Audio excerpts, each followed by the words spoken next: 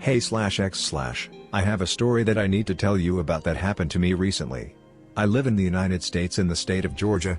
I live in a tiny city called Dawsonville. I think there's around 3,000 people maximum living here as of 2024, but it could be a little less than that. I didn't exactly go around counting them out. Anyway, to cut to the chase and give you all the goods, there's a place nearby called Dawson Forest that you may possibly have heard of before. It's about a 20-minute drive from my city, but it's home to some seriously crazy rumors that I just could not help trying to check out for myself. I'll give a little bit more background information and then swap into Greentext for better readability. In the late 1950s, the United States Air Force purchased property inside Dawson Forest and built what used to be a secret research facility, the Georgia Nuclear Aircraft Lab. It's been out of commission for around 54 years, but people who live around this area and who have ventured in the forest always whisper rumors about strange lights and creatures they've never seen before. I've heard talk of a deer that grew a second head due to the radiation in the area.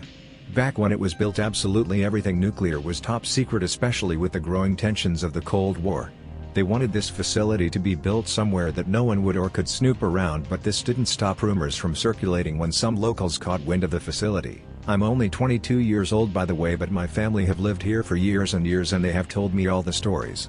The rest of the information on this place is available freely online.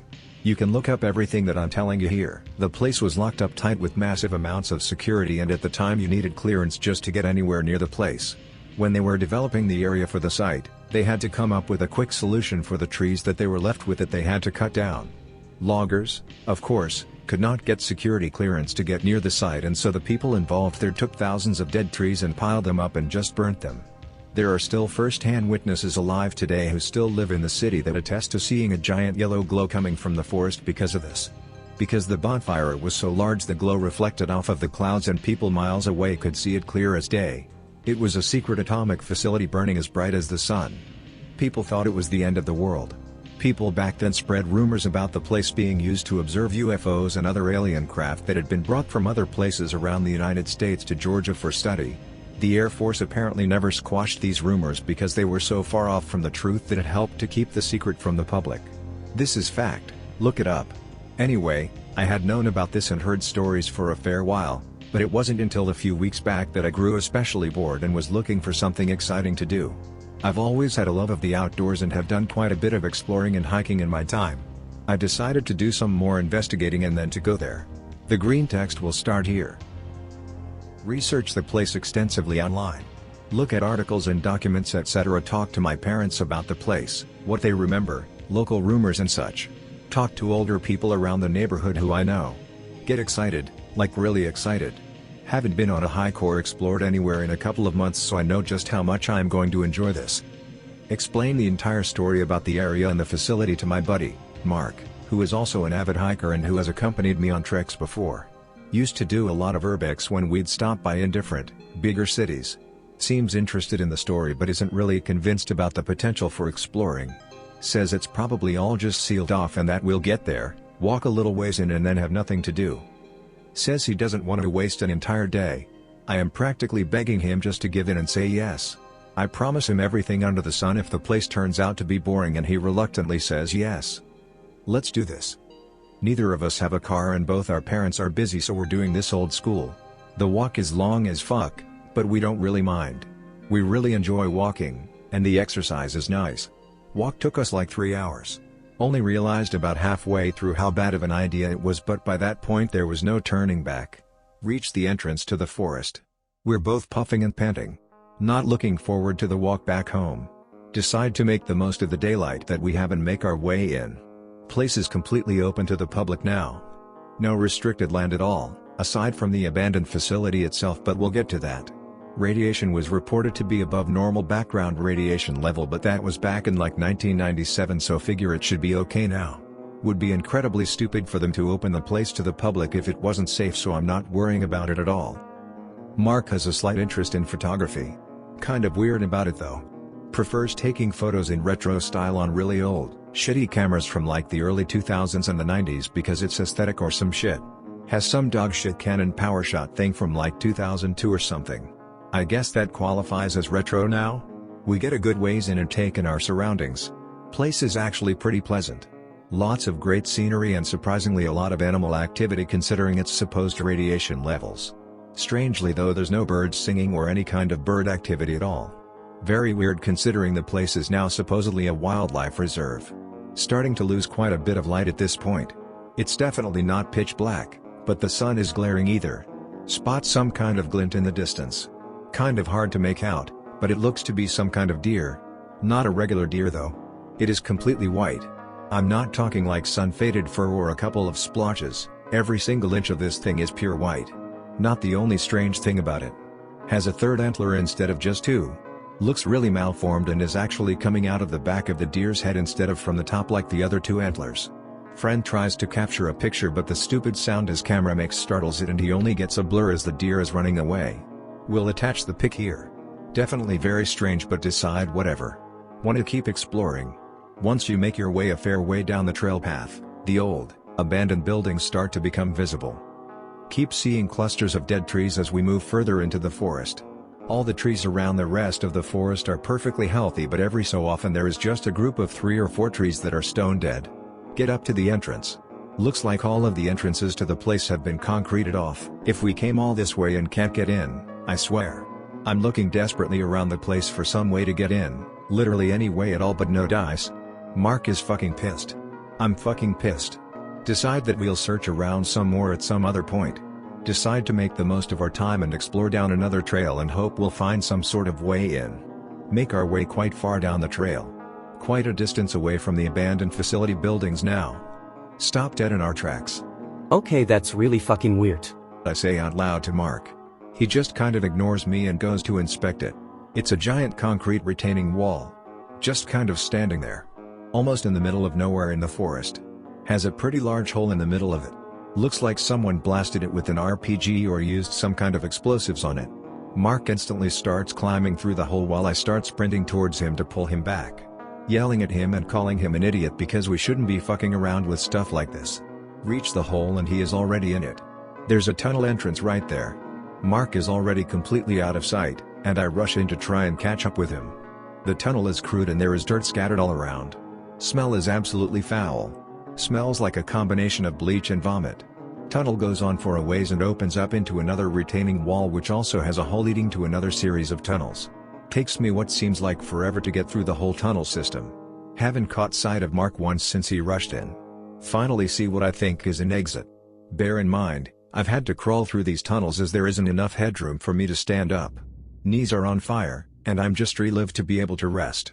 As I'm exiting the tunnel, I bump straight into Mark who is sat motionless on a metallic staircase. I almost crash into him but manage to catch myself before I push him over the railing. I start to talk but Mark immediately jumps towards me and covers my mouth. I'm thinking, Yo, what the fuck, dude? You just disappeared on me and now this? Mark just points his finger. I start to look around the room where his finger is pointing to. We're in some kind of concrete room way under the ground. Not sure exactly how far under we are, but it has to be at least 20 feet deep or so, probably more. The walls. Holy fuck.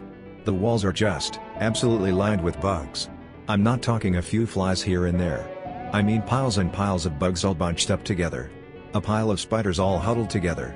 A pile of abnormally large cockroaches stacked on top of one another stretching all across the wall. Just loads and loads of bugs.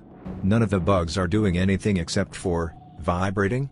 They are kind of moving side to side in a bunch but only ever so slightly. The air in the room is pungent. It smells as foul as you can imagine, like someone died and then was left there for hundreds of years. Chalk the smell up to the masses of bugs. There's piles of them writhing on the ground below the stairwell. Almost no room to move at all. Mark is absolutely shit scared of bugs so it's no wonder he is frozen in place. He's shaking as if we were in the Arctic. Can't get a single word out of him. He somehow managed to stabilize himself and not run straight back to the surface. Finally begins to speak. Dude, what the fuck is going on here? I have no idea what to even reply to him. Dude, what the fuck, there is something glowing over there. No kidding. Near the floor in one of the corners there is another pile of cockroaches but they're not the color they should be. Their hue is slightly tinted, it's almost a kind of yellowish color on them. They aren't the only ones either. There's a few other masses of bugs that are ever so slightly tinted different colors, a slight yellow, a slight orange. The number of bugs must have numbered in the thousands. Also, even though they were vibrating, there was no sound coming from them whatsoever. I'm in the process of standing back up and telling Mark that we need to get the fuck out of here before we make too much noise, and we start getting swarmed by hordes of bugs. Mark waves me away and hushes me up before I can say anything. Tells me he thinks he's found a way into the nuclear research lab. It's really hard to make out due to all the bugs, but there's a very small door, something like a closet door that a maintenance worker would use. Mark is shaking like hell and has a trembling lip, but he tells me that we need to check it out. I asked him if he's absolutely sure and he tells me to just go and not think about it. This next part is a little bit embarrassing, but it was probably the only way it was ever going to work. Bugs are definitely not my favorite things in the world, but I can handle touching them and them touching me. I walk ahead of Mark slightly while he closes his eyes. I hold Mark's hand which is slightly behind me, and I sort of let him with me while he focuses on his breathing. Yeah, I already know the comments I'll get, just save it. I'm walking as slowly and as carefully as I possibly can. I don't want to step on any of the bugs and either make them mad or have them make a disgusting sound. Sure, they can't exactly kill us, but the prospect of mountains of bugs heading straight for us would probably make Mark kill me. I manage to sort of tiptoe between the mounds of bugs and finally reach the door. Thankfully it's unlocked, and I open it and shove Mark inside of it first. He tells me he isn't ready to open his eyes yet and stands by the door catching his breath. The maintenance closet door is actually a small corridor that leads to a manhole cover at the end. Both the cover and the walls are littered with graffiti. Graffiti basically tells you to keep the fuck out if you don't want to die. One that caught my eye on the wall said, "Entrance to Hell." Spotted one more that was impossible to miss. Right across the cover, spray painted in red it said, "Abominations." Whatever the fuck that means. Mark has calmed down about as much as he ever will, so I lift up the grate and we head down. Underneath is surprisingly boring. Tons more graffiti telling people to go back and yada yada yada, but that's about it. Pretty much just a straight line tunnel. But the door at the end is something major. You know, like in Fallout New Vegas where you have those doors that are like, mechanical or whatever? You know the ones I'm talking about. It was exactly like that, except it spanned the whole width and height of the tunnel and made us feel like ants. We walk up to it and there's like a panel or something on the side of it with some buttons. Think that they're not gonna work because this place shouldn't have had power for decades. Surprisingly, one click of the button and the door begins to open. Makes a horrid screeching sounds as the doors slide away into the tunnel walls. As soon as the door has finished opening, a steady stream of water starts coming down through the door and into the tunnel. Looks as if the facility had been partially flooded, but not enough to cause any major problems for us, aside from the soaking wet trousers. Finally head into the place. Both Mark and I are incredibly excited. This is finally the place we've been looking for. All my research actually paid off. There's still water sliding out which we have to trudge through, but we start exploring the halls of the place. We kind of split up and go into two different rooms across the hall from each other. Can hear Mark stomping around and shuffling papers about. Figure that he's really getting into some secret documents. Place is actually quite disappointing. Seems like they gutted the place when they abandoned it. Most windows are sealed up and any doors leading further into the facility are completely cemented up. Means we only have maybe half of the actual facility to look around, even less if there are any floors underneath this one. Come across a few boxes of files stacked up in a corner. Most are water damaged beyond all repairs. Looks like they couldn't get everything out in time or didn't care enough to. Pick up a few documents and skim through them, but nothing too interesting. Correction, not interesting because I have absolutely no clue what they meant. Lots of talk about a 10 megawatts unshielded reactor and irradiation. I think they also mentioned something about a bomber that used nuclear power for fuel or something like that. Start to hear a lot more stomping, like, really aggressive at this point. Can feel the vibrations through the floor. Wonder WTF Mark is doing. Hear him scream all of a sudden. I drop the documents to the ground the instant I hear the scream. I full sprint to the door and as I'm running out, I collide with Mark and we both fall to the ground. I don't even have time to ask him what's wrong. He is completely frantic and yells at me to move the fuck out of the way. He doesn't turn to look at me once. He just runs straight back the way we came. I get up and start to chase after him, and as I do, I start to hear more noises from behind me. Stomping noises. The same stomping noises. When I turn around, I cannot believe my eyes. Right there, sitting on the wall of the corridor, is an absolutely massive spider. The size I cannot even begin to describe. Unmeasurable. I've seen big spiders before, but this thing must have been about the size of a fucking bulldog or something. It was brown, with a sort of dark yellowish hue to it. Had brownish blotches that ran down its abdomen. I shit my pants, right then and there. I was paralyzed. I thought that if I moved, the thing would run right at me. I stood there for what seemed like hours, watching it contort its freakishly long limbs as it slowly slithered along the wall out of sight of me. It didn't crawl like a normal spider would. It almost dragged itself along the wall with two of its legs, leaving some type of slime on the wall behind it.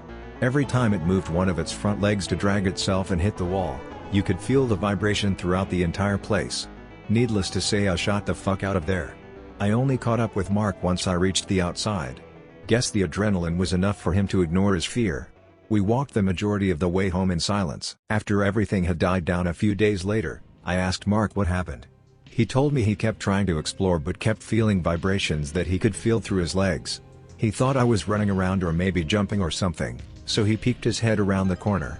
He told me that he looked down the hall and saw the thing emerge from behind a corner, ever so slowly. Apparently, it came out pincer first. They stretched inches away from its face and he watched as the spidery mass dragged its whole body around the corner, and that's when he screamed. As soon as he let out that scream, the thing started to, well, not run because it obviously couldn't, but started to drag itself much faster than before. Mark told me he fumbled with his camera but could only take a blind picture before his instincts took over and he bolted out of there. Because he couldn't take a proper photo, he only managed to get a picture of one of its front limbs. Here's the picture he took /x/. What the fuck did we stumble into?